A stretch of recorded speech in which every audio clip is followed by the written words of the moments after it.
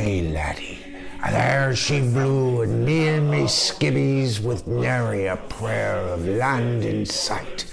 That's when the Kraken appeared, as bold as the Aurora Borealis herself. And that, laddo, is the true story of the Edmund Fitzgerald. Whoa, scary, huh? But you know, I think I kind of like Gordon Lightfoot's version a little bit better.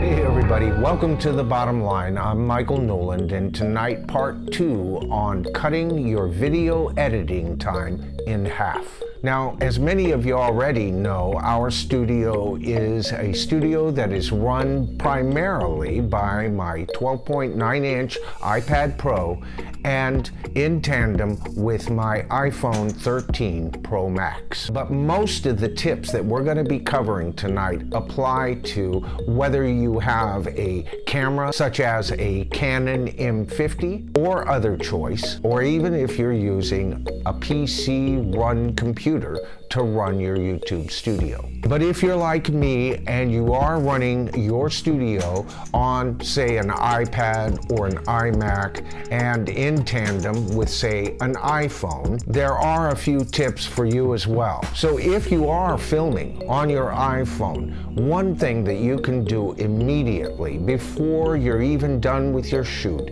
is to eliminate all clips on that phone that are unrelated or unusable for your current video. And some of those clips could be your sound tests, or your lighting test, or video clips you know are not going to be winding up in the video to begin with. By eliminating all of these type of clips before you're ever done, you're already ahead of the game. Now, depending on your internet connection and many other things, this can take hours. When I first started putting out videos, it could take up to 8 to 10 hours just to upload those video clips. Now, some of you might already be thinking, why don't you just airdrop those clips? And yes, airdropping those clips is much faster. And when AirDrop works, it's great. But unfortunately, AirDrop doesn't always work. And by airdropping, in case you're not familiar with that, that is when you, from your phone, airdrop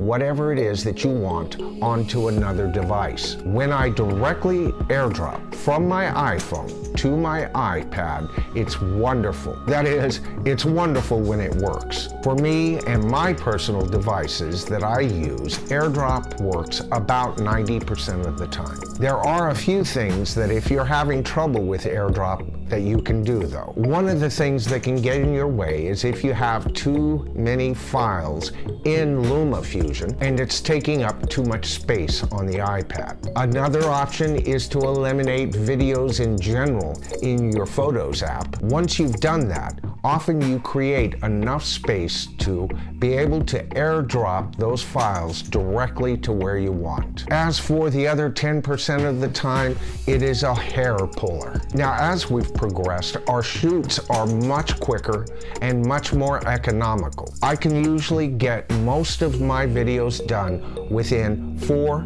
to 6 clips max. Now, when you do airdrop onto your device and only 3 out of 5 clips are there, that can be frustrating. And there have been times where I've just had to wait for those files to upload to the cloud so that I can bring them down into my iPad Pro. So there is a couple of tips for you if you're running an iPhone to an iMac or an iPhone to an iPad. AirDrop can save you a ton of time. But tonight, we're back in LumaFusion and we're going to be taking a look at how to cut your video editing time in half. Now, we've given you some tips in our first video regarding the video itself. Tonight, we're going to be discussing sound. And please, remember, all the experts agree. You can shoot the most perfect video you've ever shot in your life and put crappy sound on it and nobody's going to watch it. But on the other hand, if your video is not so great, but your sound is perfect, the chances of people actually watching that video increase. So that's why we're going to be taking a look at sound editing and some time-saving tips on how to edit in sound and how to do it in LumaFusion. Free video editing apps like iMovie, although quaint, are far from professional. And since we've already discussed on how important sound is, can you really afford to still use these cheaper video editing apps? All you have to do is look at our past videos here on the channel and you'll notice that we have slowly improved the sound on our videos. This has not been an overnight fix, but some of the tips that we're going to be using tonight will not only help you achieve a better sound,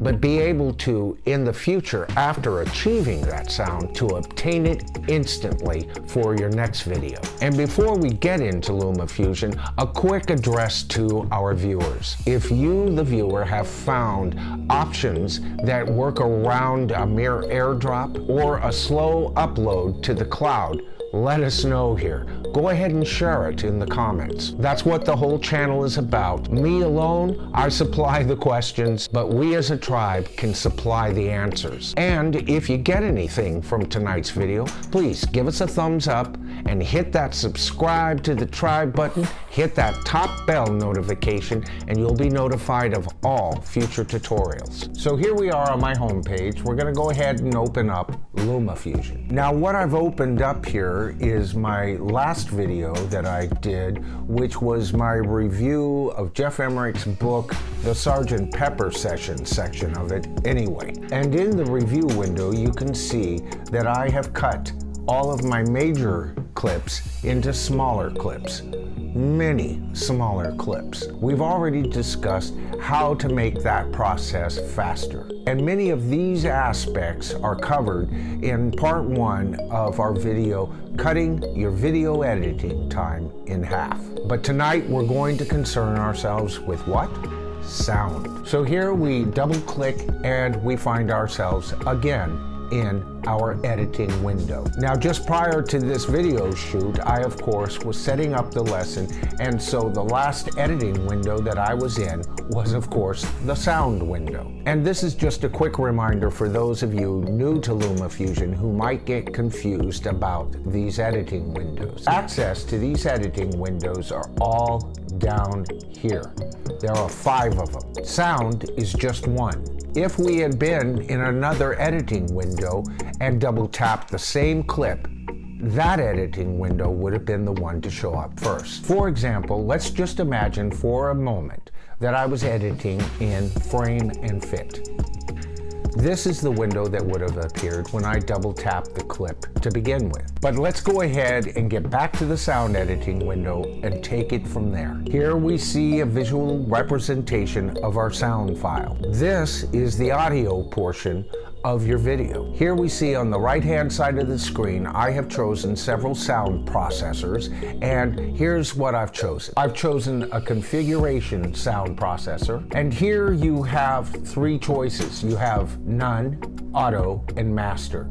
In my case, I've chosen master. Auto often works just fine. Of course, we've discussed in the past our gain control. And here, like iMovie, we have a gain control slider to help us boost the gain of our video if it's too weak. But instead of stopping there, LumaFusion has chosen to up its game, and therefore yours. Now, we've talked about pan before. Right now it says it's not available, and the reason for that is what we've done here is isolated my vocal track. This is not part of my soundtrack, which lies underneath that. If we were to access my soundtrack, pan would be available. After all, it is in stereo. Beneath that is a limiter.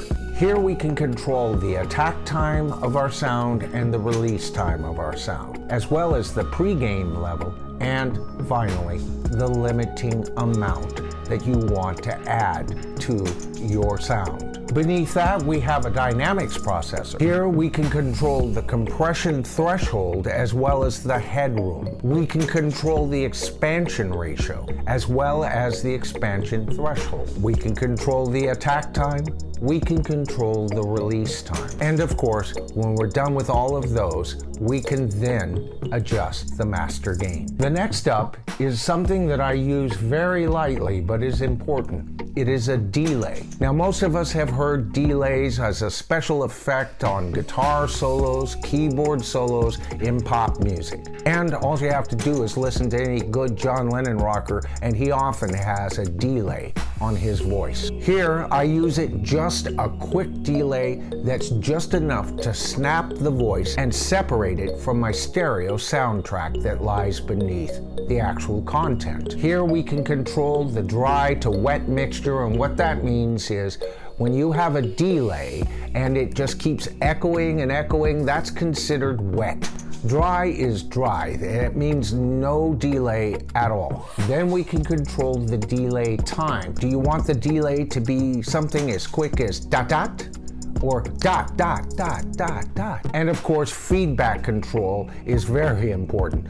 Feedback can get out of hand, but you can also use it as a special effect to add some very interesting sounds. We're not going to deal too much with that tonight. And finally, we have a low pass cutoff frequency adjuster, and that helps adjust the voice to sit in the middle of your mix. There's a high pass filter as well as a low pass filter. And to top it all off tonight, we've added a parametric EQ. And here you can choose your center frequency. Now, all of these together in just one video could take you hours to focus on and get just the right sound. But here's the good news. You only have to do it once. Yes, it's going to take some time to understand these controls, especially if you do what I do here in the studio, which is considered a headshot video type, to get your voice to sit in the middle of the whole production and yet bold and heard, but not drowning out your soundtrack, if that indeed is what you want to add to your videos. So now the reason we're not going into each and every one of these parameters on all of these particular sound processors